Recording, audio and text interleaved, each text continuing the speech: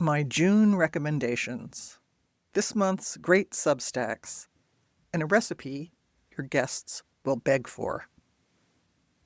Dear readers, I've just taken off for a 10-day camping trip in the Sierras with my wife and our yellow lab. I won't see your comments or be able to respond till I'm back in town June 23rd. I love Substack, so each month I'll send you a list of 5 recommended Substack publications because I love supporting writers and curating content. I also love to cook, so this month as a bonus, I'm going to give you one of my favorite recipes, one my guests always want to take home with them, and then their guests want to take the recipe home with them, and so on. This recipe has spread far and wide. It's the best soupy, stewy chicken over rice I know. Now, it's yours.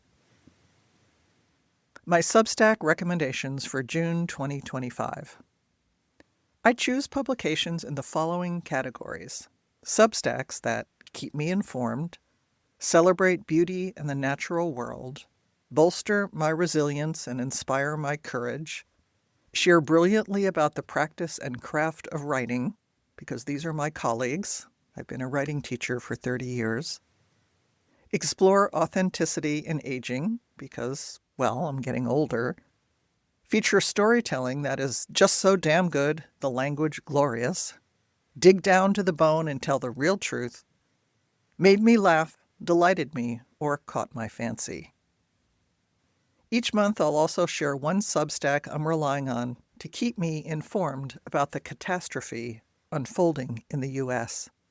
I've pretty much given up corporate media, and I'm getting my best information on Substack. I hope you enjoy this month's recommendations. Amy Lou, MFA Lore. Amy Lou offers her audience the invaluable, precious gift of her knowledge and experience as veteran novelist, ghostwriter, and graduate-level creative writing teacher. Her best-selling novels, informed by her Asian American heritage, have been published in more than a dozen languages, and she has written for the LA Times, the LA Review of Books, and Poets and Writers, among many others. She distills the essential elements of a creative writing MFA in her articles, interviews, and feedback services.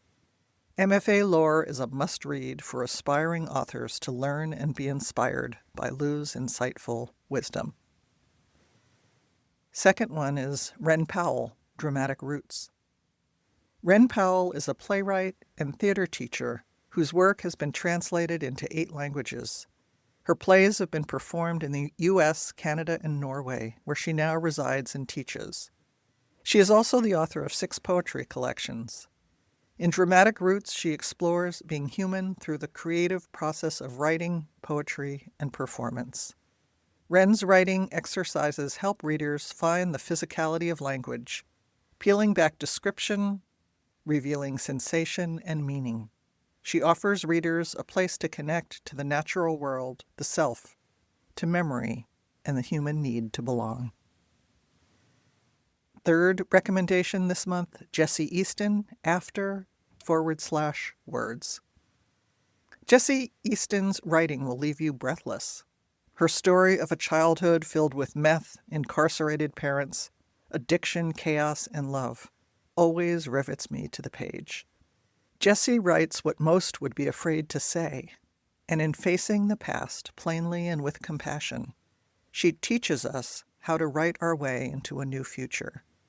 Her essays and her serialized memoir, The One Who Leaves, are searing and unabashed, a clarion call for anyone who wants to face a painful past and create something new from the ashes. There is much to discover and savor in Afterwards. My fourth recommendation, Rona Maynard, Amazement Seeker. Full of wonder and a lifetime's worth of well-earned wisdom, Rona's weekly posts are something I look forward to every Sunday. In a world that often feels disconnected and under threat, Rona's writing grounds me, moves me, and reminds me to savor the beauty of life and its simple moments. As a lover of the art of writing and a well-turned phrase, Rona's prose never disappoints. A master storyteller, she always makes every single word count. An accomplished author of 2 memoirs, many articles, and former editor of Chatelaine, Rona's stories always draw me in. Each week as I settle down to read her post, I never know what she'll write about, and I'm always eager to find out. Her contemplations of little things and big themes, whatever amazes her, always fills me with quiet, appreciative joy. And my 5th is my highlighted news source for the month, and it's The Left Hook with Wajahat Ali. Waj offers hot takes on politics and culture in this unapologetic haven for progressives and anti-fascists, with a good dose of humor and snark. A former commentator for CNN and writer for the New York Times, Waj has freed himself from the censorship of corporate media and writes frankly about everything from rising authoritarianism and pop culture to parenting and Legos. I especially love his live interviews and discussions, conversations you won't hear anywhere else. The Left Hook is a vital, compassionate community for those seeking to speak the truth freely and intentionally, with laughter, empathy, and no holds barred. And you could find the link for all 5 of those Substacks in the show notes. Now, on to your bonus recipe. So I've been making this chicken dish for at least 20 years, probably more, and every time I serve it, people want the recipe. It's similar to Chicken Marbella, but not quite the same. I often double it. It stores well and tastes better the second day, and the third if it lasts that long. And I just have to say, I'm not a cookbook writer, so if you need precision in your recipes, you're out of luck. But I've given this to many, many people, and everyone who has made it has been successful. It's a pretty forgiving recipe. And you can, of course, see all the details in the show notes. Laura's Puerto Rican chicken. So the ingredients: olive oil, apple cider vinegar, lots of black pepper, fresh oregano, and fresh garlic, 4 pounds of skinless, boneless chicken thighs, 3 medium or 2 large onions diced, 2 medium green peppers diced, 1 jar of capers drained of juice, a small jar or half a tall jar of green olives, 20 to 30 pitted prunes depending on the size, 4 tablespoons tomato paste, a bunch of freshly chopped cilantro, 2 bay leaves, a quart of organic chicken broth, and for serving, 3 to 4 cups of white basmati rice. So you have to marinate this first. You take your chicken, put it in a pot, and cover it with lots of olive oil, apple cider vinegar, black pepper, oregano, and garlic. And I take the oregano, put it in the palm of my hands, and rub my hands together so it gets broken up. And I chop a bunch of garlic. I don't know the exact amount, usually until I get tired of chopping it. And in terms of the olive oil and vinegar, I would say it's probably a 5-to-1 ratio, much more olive oil than apple cider vinegar. Marinate for at least an hour or overnight. The longer the better. I aim for overnight, but it still tastes great if I run out of time and it doesn't marinate that long. Once you take it out of the refrigerator, you brown the chicken on all sides in olive oil. Not with the marinade, you lift it out of the marinade. And you need to do it in batches, usually 3 or 4 batches, depending on the size of your pan.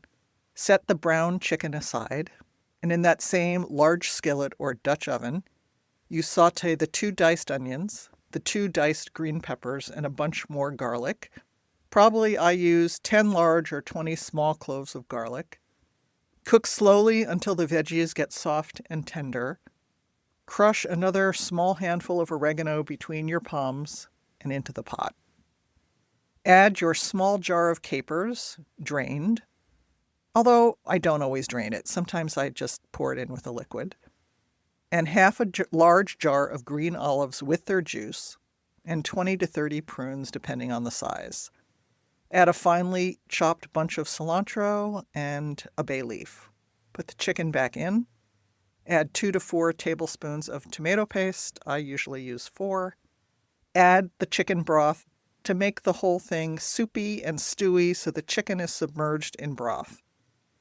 Cook it on top of the stove for an hour, a nice strong simmer. Don't add any salt.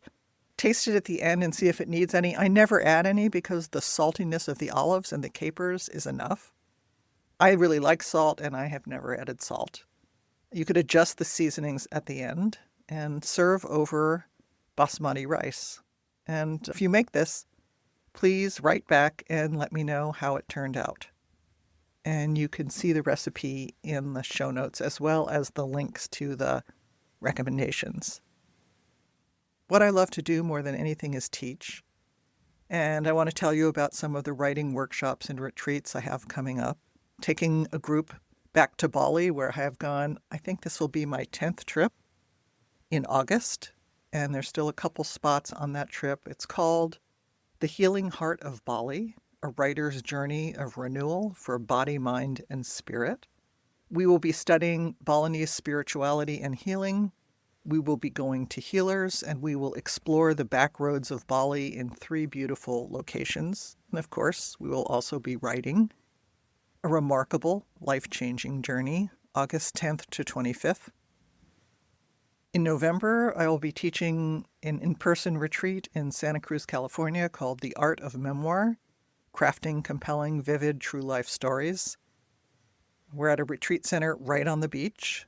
And in this transformative 5-day retreat, you will connect with your inner voice, discover the healing power of language, and birth powerful, true stories on the page. Evocative prompts will lead you deeply into the world of memoir and story. Discover how to find the story beneath the story, why writers need to slow down where it hurts, and the secret of crafting tales rooted in the immediacy and physicality of the moment. I also have some online classes coming up. The first is called How to Write About What You Can't Remember. Many of us believe writing memoir requires us to accurately remember our past and transcribe it on the page. This belief stops us before we begin because we are often appalled at how much we don't remember. This interactive workshop will teach you how to transform scraps of memory into a rich, written legacy. You'll learn to capture memories you do have, enhance recollections that are vague or unclear, and write effectively and powerfully about the parts of your history it's impossible to know for sure. I've just finished teaching this 5-week class on Zoom, and we used a private Substack as an adjunct classroom where students shared their work and got feedback. We created a fantastic community of support together, so I am thrilled I will be offering it again next fall. Please join us.